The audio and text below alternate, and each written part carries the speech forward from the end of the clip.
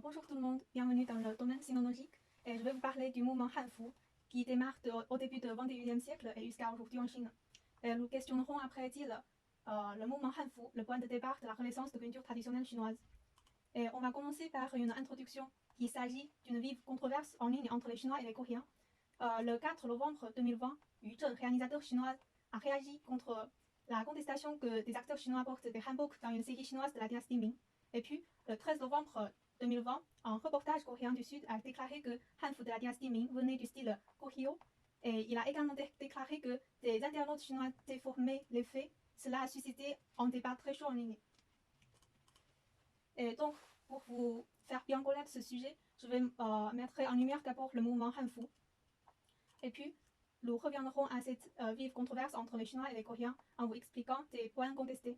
Enfin, dans la troisième partie, nous pouvons aller dans un domaine plus large concernant la culture traditionnelle chinoise et questionnerons est-il le mouvement Hanfu renouveler la tendance de la culture traditionnelle. Donc, dans cette partie, je vais vous parler d'abord Hanfu et puis le mouvement de Hanfu. Pourquoi il progresse avec quels moyens et des exemples en France à la fin. Donc, le mouvement Hanfu est en effet un phénomène du retour de Hanfu après l'interdiction de Hanfu de la dynastie Qing. Et il a commencé par M. Wang Letian qui portait une trongue avec de grands manches dans la rue de Zhenzhou le 22 novembre 2003. Bientôt, de nombreuses photos de M. Wang qui portait Hanfu sont apparues sur Internet. Beaucoup de gens trouvaient que c'était étrange et son acte a suscité ensuite une discussion large. Et sa détermination à promouvoir le Hanfu a progressivement gagné le soutien de plus en plus de personnes et de plus en plus de personnes portent le Hanfu dans les rues. Au sens académique, le Hanfu est des vêtements traditionnels portés par les Han. Il s'est prolongé tout au long de l'histoire chinoise avant la dynastie Qing. Mais pour des peuples aujourd'hui, l'interprétation des symboles Hanfu change parfois entre les costumes traditionnels Han et les costumes traditionnels chinois. Donc Hanfu aujourd'hui signifie plutôt une peinture vintage qui démarre à partir du XXIe siècle. Effectivement, il y a plusieurs types de Hanfu dans chaque dynastie. Et pour vous montrer quelques exemples de Hanfu de différentes dynasties, j'ai cité des images d'une vidéo qui se trouve suivant. Et donc, désolé. Donc, celui-ci, il s'agit dans la dynastie Qing. Et ensuite, c'est vers la dynastie Qing et Han. Et ensuite, celui-ci, c'est vers 220 jusqu'à 589 dans la dynastie Wei et Jing. Et ici, il s'agit de Hanfu dans la dynastie Tang. Et aussi, ici, c'est le Hanfu de dynastie Song et Yuan qui est un peu mélange. Et à la fin, c'est le Hanfu de dynastie Ming et Qing. Et donc, ils sont plutôt des Hanfu traditionnels, mais il y a aussi des Hanfu modernes, ou bien Hanfu améliorés.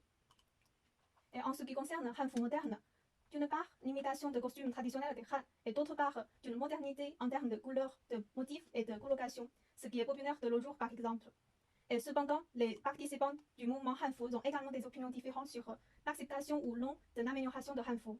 On peut les diviser en deux parties. Une partie estime que le Hanfu traditionnel n'a pas été entièrement relancé et ne devrait pas être amélioré trop tôt, sinon il perdra le sens de l'héritage.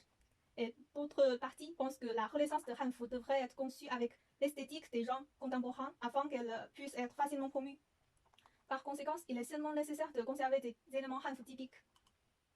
Et alors, quand de plus en plus de gens discutent de Hanfu, ce groupe se développe et la montage progressivement du mouvement Hanfu est étroitement lié à l'Internet et aux médias. Le premier gala de la fête du printemps de Hanfu est sorti le 3 février 2011 et les amateurs de Hanfu se forment spontanément des groupes à traverser les réseaux sociaux. Afin de mieux promouvoir Hanfu, ils réalisent des clips et des documentaires sur Hanfu. En plus, avec le développement de plateformes vidéo courtes telles que TikTok, de plus en plus de fans de Hanfu publient des vidéos sur ces plateformes. Il existe déjà de nombreux sujets liés à Hanfu sur TikTok. Ce qui est classé en première a été lu 48 milliards fois. Et on peut voir une courte vidéo que je choisis sur TikTok.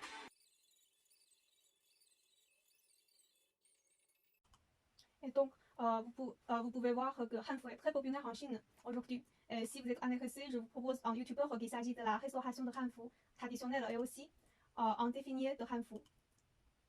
Et dans des fêtes traditionnelles, des amateurs porteront Hanfu et se rassembleront pour les célébrer. La première journée de Huafu a été lancée le 18 avril 2018. C'est aussi le 3 mars du calendrier lunaire. Et à partir de 2018, le 3 mars du calendrier lunaire a été désigné comme la journée de Huafu. Et à nos jours, les amateurs de hanfu portent ces costumes non seulement en Chine mais aussi dans le monde. Par exemple, le youtubeur Pong joue souvent au guzheng, un instrument traditionnel chinois en France portant hanfu. Et ainsi qu'à la fête de Shangsi, des amateurs de hanfu, l'association Guoyan, a organisé des activités au parc à Paris. Et ensuite, on reviendra à la controverse. Sans aucun doute, chaque pays a sa propre culture traditionnelle et on doit le respecter. De plus, il faut admettre que la culture est influencée parfois par le contexte historique. Et pour la contestation de Corée, selon Sanguo Shiji, à partir de 649, dans la dynastie Tang, hanfu a été joué un rôle important à la société coréenne de cette époque. Sur la base d'une grande quantité de données historiques, leur rumeur que hanfu copie hanbok n'ont plus besoin d'explication. Et de nombreuses personnes ont déjà répondu à cela. Ici, je cite la vidéo de Shiyin qui explique plus clair et aussi la vidéo de Madia avec des liens que vous pouvez les consulter.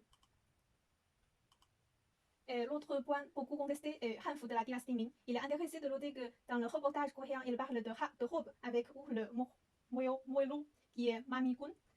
Désolé pour la prononciation de coréen en citant le texte de Shu Yuan Zaji. Alors, il serait judicieux de mentionner ma mienne de hanfu, ce qui vient de la jupe Xuanqun de la dynastie Song, qui s'est développée et a progressivement formé la robe ma mienne de la dynastie Ming. Et ici, je cite le texte de Ming Gongshi qui mentionne ma mienne. Et je cite aussi le texte de Pu Yu Pu Biji. Selon lui, la robe ma migun est une robe portée à l'intérieur. Et donc, la robe dans le reportage n'est pas ma migun car elle est portée à l'extérieur.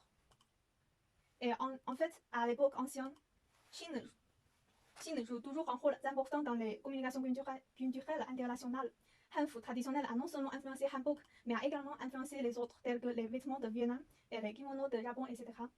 Dans la dynastie Qing, l'empereur Qin Shi Huang a unifié Baiyu, puis s'est séparé et fusionné au fil du temps. En 968, au Vietnam, qui s'appelait Jiaozi dans l'Antiquité, Ding Huan fonda la dynastie Ding et devint une dynastie féodale indépendante. La robe de cour est comme la robe de cour en Chine en raison de la profonde influence de la culture Han.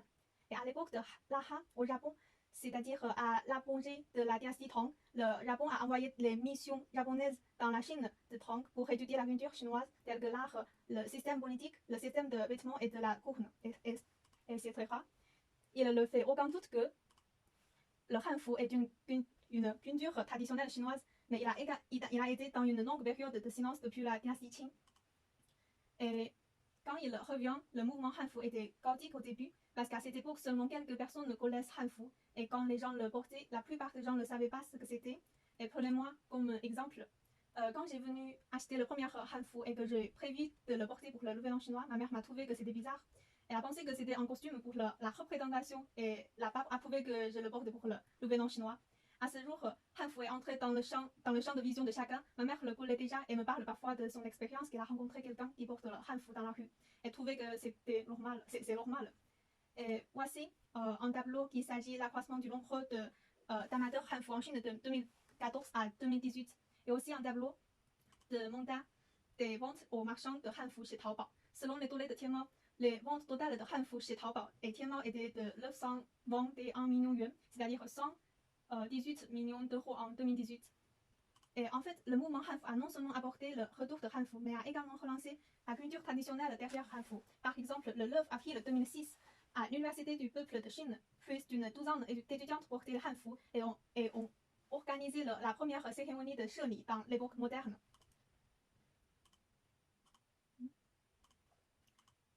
Et en plus, lorsque les gens ont commencé à prêter attention à la culture derrière hanfu, la renaissance de la culture traditionnelle est également indissociable des médias télévisuels, par exemple des émissions de télévision et des documentaires et des séries. Et voici des séries qui se basent sur des différentes dynasties. Et leurs costumes sont aussi différents. Par exemple, celui-ci se base dans la dynastie Han occidentaux et celui-ci se base à la dynastie Tang. Et l'histoire de Ming est sur la dynastie Song du Lourd et la dernière c'est sur la dynastie Ming. Et alors, le mot les plus utilisés ces dernières années concerne la renaissance de la culture traditionnelle chinoise et Guofeng ou bien Guochao. Il s'agit des produits ou des éléments très spécifiques chinois. En fait, il existe de ce genre de choses dans mon PowerPoint aussi, tels que des grues. Dans la culture traditionnelle, il signifiait la longévité.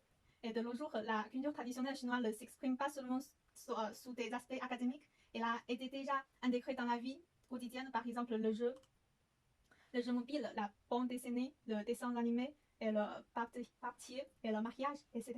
Et celui-ci, il s'agit de la pâte de maquillage.